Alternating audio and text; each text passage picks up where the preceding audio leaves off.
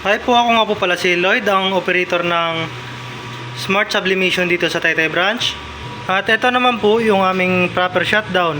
First po, head clean. Press lang natin yung clean.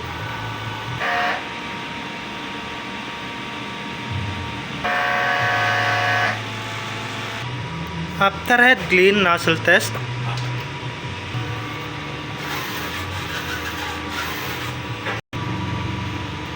Ayan po, kompleto naman po yung head clean.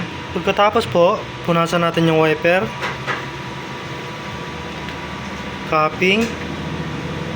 Pagkatapos po, lagyan natin ng distilled water yung capping para pambabad. Ayan po, dapat po tama lang yung ilagay natin, huwag masyadong marami. Pagkatapos po, make sure po natin nalapat yung capping tsaka head. Yan po.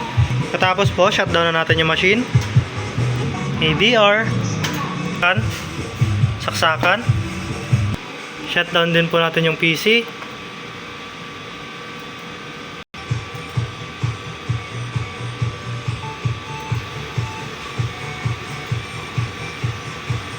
Unplug natin. Pagkatapos po, takpan lang natin. Ayan lang po, maraming pong salamat.